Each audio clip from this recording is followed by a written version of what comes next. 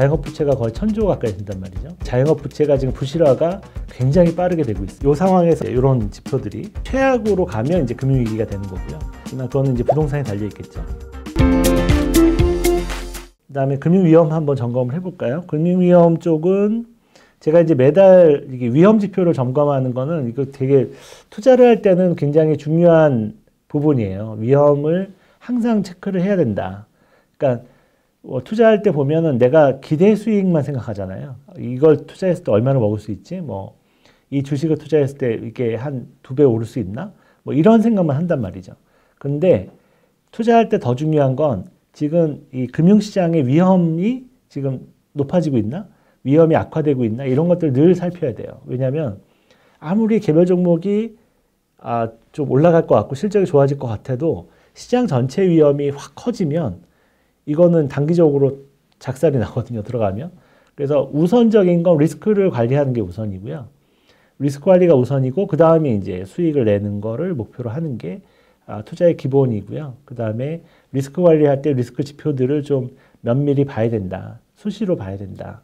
그런 측면에서 저희가 매달 저희가 보고 있는 이제 리스크 지표들을 갖고 와서 설명을 드리는데 지금 요 그래프에 보시면 금융시장 경색지수라고 되어 있잖아요. 이거는 그 금융경색이라고 하는 건 돈이 잘 안 도는 거예요. 이 돈이 잘 안 돌면 이 지표가 이렇게 급등하게 돼요. 2008년 금융위기 때고요, 미국. 이때가 이제 팬데믹 때인데 이렇게 금융위기 라인 위쪽으로 이렇게 치솟게 되면 이제 시장에 돈이 안 도는 거예요. 돈이 안 돈다는 얘기는 금융 위험이 높다는 얘기죠. 파산 위험이 높아지고 이제 좀 부실한 기업들은 파산할 수 있는 거고 적자 기업도 파산할 수 있죠.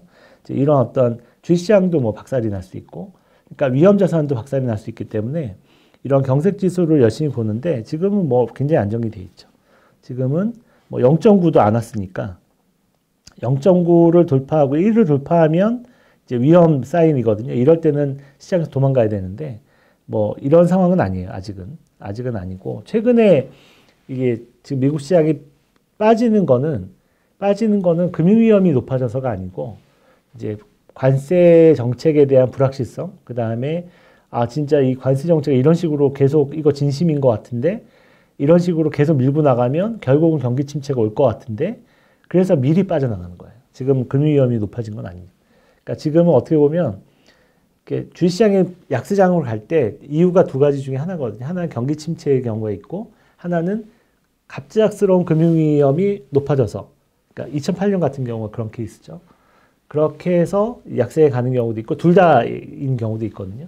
근데 보통은 경기 침체만 발생하는 경우도 있고 그 다음에 금융위기 발생하면 경기 침체 같이 발생하니까 이런 두 가지 경우가 있는데 지금은 금융위험은 안정이 돼 있기 때문에 아직은 그냥 경기 침체 우려 때문에 빠지고 있다 이렇게 볼 수 있습니다. 근데 워낙 주식이 버블이어서 겁나게 빠지는 거죠 지금. 그 다음에 금융위험들 보면 또 금융여건지수 이런 지수들 많이 보는데 이런 지수는 계속 우양하고 있거든요. 아직까지는 돌고 있지 않아서 뭐 위험은 지금 계속 여기 하이드 스프레드도 그렇고 이거 굉장히 중요한 지표들인데 이런 지표들 다 이제 안정이 돼 있잖아요. 그래서 이 세 가지를 대표적으로 보는데 이런 지표들 보면 뭐 지금 미국에 돈이 안 돌거나 뭐 유동성에 문제가 생겼거나 이 정도 상황은 아직은 아니다. 그 대신 지난번에도 이제 빅스 같은 경우가 조금 이거보다는 빨리 움직이는데 빅스가 이제 이렇게 돌고 있다 위로 주식의 변동성 지수인데 돌고 있기 때문에 이게 이제 선행하는 지표라서 이게 돌고 있으면 한 3개월에서 6개월 후에 이런 지표들이 나빠진다 그랬잖아요. 이렇게 나빠지는데 지금 빅스는 돌고 있거든요. 그래서 이제 지금 그 타이밍이 오고 있는 거예요. 그러니까 주시장이 반응을 하잖아요. 그러니까 좀 있으면 이게 이렇게 위로 돌 것 같아요. 돌게 되면 그때부터가 진짜 약세장의 시작이라서 아직까지는 뭐 약세장이 시작됐다고 보기는 어렵고요. 이제 좀 약세장이 시작될 가능성은 있는 상황. 근데 저는 약세장이 시작된 것 같고 지표상 봤을 때. 근데 확인은 이런 금융 위험 지표들이 본격적으로 이렇게 위로 돌아설 때 그런 걸 확인이 되면 그때부터는 진짜 약세장이 시작됐습니다라고 말씀을 드릴 수 있죠. 예. 그래서 주식이 좀 빨라서 그렇습니다. 이렇게 볼 수 있고 근데 이제 한국 쪽 우리나라 금융시장의 위험 지표는 지금 약간 돌아서고 있다. 요거는 이제 대출 태도 지수인데 대출 태도 지수는 우리나라 은행들이 대출 장벽을 막 높이고 대출 안 해주려고 막 하고 가상금리 막 높이고 이러면은 대출 태도 지수가 올라가는 거예요. 그래서 여기 보시면은 위기 때 이렇게 많이 올라와 있죠. 그리고 대출 태도 지수가 이렇게 내려가면 대출 잘해주는 거예요. 그러면 금융시장의 위험이 좀 떨어지는 거죠. 완화되는 거고. 지금은 이렇게 완화되다가 레고랜드 때 굉장히 높았죠. 이때 이제 굉장히 높았는데 그때 이후로 이렇게 완화되다가 갑자기 이제 은행들이 대출 장벽을 높이기 시작했어요. 이렇게. 이거는 제가 봤을 때는 두 가지 요인이 있는데 하나는 지금 대출을 해줄 만한 룸이 별로 없다는 거. 그러니까 이 예대율이라고 그러는데 이게 은행들이 예대율이 꽉 차 있거든요. 기준선, 상한선까지 차 있기 때문에 지금 대출을 막 해줄 수 있는 상황은 아니에요, 사실은. 그러니까 대출 해주려면 금융채 발행을 하거나 돈을 땡겨와서 해줘야 되는 상황이에요. 예금 가지고는 좀 힘든 상황이라서 좀 그런 것도 있고, 그 다음에 최근 들어서 이제 건설 경기가 나빠지면서 미분양도 많이 생기고 하면서 또 자영업들이 굉장히 어려워지고 있잖아요. 근데 자영업 부채가 거의 1,000조 가까이 된단 말이죠. 근데 그 1,000조의 자영업 부채가 지금 부실화가 굉장히 빠르게 되고 있어요. 경기가 너무 나빠지고 있기 때문에. 그래서 은행들도 약간 긴장하는 상황이 되고 있는 것 같고, 은행들이 딱 보니까 이제 부실이 빨빨 늘어나니까 은행들 입장에서는 비 오면 우산 뺏는다고 이렇게 막 부실이 늘어나고 좀 위험해 보이면 대출을 이렇게 위축시키는 게 있어요. 회수를 하려고 노력하고. 이제 그래서 올라간 게 아닐까 생각이 듭니다. 요번에 이제 딱 돌아선 건. 어쨌든 한국의 금융위험 지표는 의미 있게 돌아섰다. 그래서 제가 봤을 때는 이제 국내에 자금이 좀 마르지 않을까, 시장이.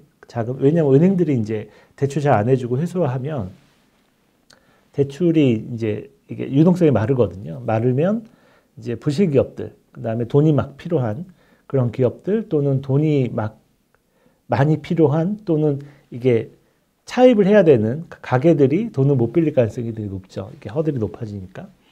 그렇게 되면 이제 부실화나 파산이 좀 가속화되는 이런 상황이 생길 수 있습니다. 그래서 요거는 좀 주의 깊게 봐야 될 것 같고요. 제가 봤을 때는 지금 요 정도 자리에서 돌아서서 올라간다는 건 상당히 안 좋은 신호긴 해요. 예. 그리고 실제로 여기도 보시면 알 수 있죠. 요거는 이제 시장에서 진짜 이제 자금 조달 상황이 어떤가를 보여주는 건데 신용 스프레드라고 해서요. 이 팬데믹 때고 이거 레고랜드 사태 때인데 살짝 이렇게 올라가고 있잖아요. 아주 이때처럼 강하게 올라가는 건 아니지만 요 때처럼 이렇게 슬슬 자리 잡고 있잖아요. 이게 이제 치솟게 되면 이제 시작이 되는 거죠. 요런 지표들이 이렇게 치솟게 될 가능성이 높다는 거죠. 이런 걸 보면 이렇게 올라가다가 이렇게 치솟는 이 과정이 아마 나타나지 않을까, 올해 안에. 이렇게 나타나면 아마 원인은 자영업 부채일 가능성이 높죠. 자영업 부채가 지금 상당히 빠르게 부실화되고 있기 때문에 이제 그런 부분들이 옛날 카드 사태 때처럼 자영업 사태가 벌어지면 아마 제2금융권 쪽이 이제 몇 개가 뭐 문 닫는다, 뭐 흔들린다, 또는 뭐 뱅크런이 났다, 뭐 이런 얘기가 나올 정도가 될 수 있죠. 올해 안에. 확실치는 않지만 이 지표를 보고 있으면 될 것 같습니다. 이 지표가 치솟으면 이제 그런 상황이 오는 거예요. 레고랜드 사태 때처럼. 그래서 결론적으로 얘기하면 이제 미국의 금융 위험 지표는 아직 굉장히 안정적이다. 하지만 선행 지표들은 이미 좀 나빠지고 있다. 그래서 조만간 나빠질 가능성이 높다. 이 정도가 결론이고요. 한국은 금융 위험 지표가 나빠지기 시작했다. 이미 이제 조짐이 나타나기 시작했고, 이 상황에서 이제 급격하게 이제 이런 지표들이 올라오게 되면 이제 본격적인 어떤 금융 위험 상황이 될 수 있다. 이게 이제 최악으로 가면 이제 금융위기가 되는 거고요. 그래서 거기까지 이어질지 모르겠지만 그거는 이제 부동산에 달려 있겠죠. 만약에 부동산 가격이 2차 폭락이 시작되면 이게 같이 겹치면, 그러니까 자영업 부실화 플러스 이제 부동산 2차 폭락이 겹치면서 모기지를 받은 사람들이 이제 반대 매매가 나오는 이제 이런 상황까지 되면 이거는 이제 금융위기로 연결될 수가 있죠. 예, 배제할 수 없죠, 가능성을. 그래서 뭐 정확히는 예상할 수는 없지만 거기까지는 각오를 해야 되지 않을까. 부동산 시장에 달려 있어요. 그래서 정부도 지금 이제 토어제라고 해서 이제 그런 서울에 토어제를 풀어줄 정도로 지금 약간 긴박하게 돌아가고 있는데, 풀어줘도 뭐 강남 쪽이니까 강남 쪽만 오르잖아요. 나머지 지역은 다 빠지고 있거든요. 그래서 제가 봤을 때는 상당히 위험한 구간으로 가고 있다.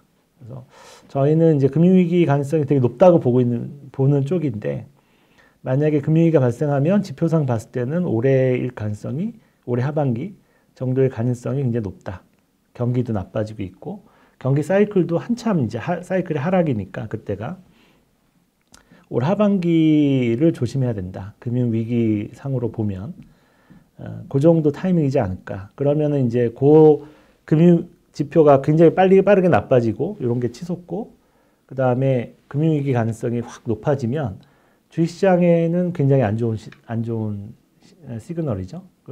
그때 아마 금융시장이 2,400을 깨고 2,100, 2,000까지 한번 확 내리박는 그런 타이밍이 온다면 아마 올 하반기 정도, 그리고 그런 금융위험 지표들이 확 치솟을 때 한번 나오지 않을까 생각이 드는데, 그거는 이제 가봐야 될 것 같아요.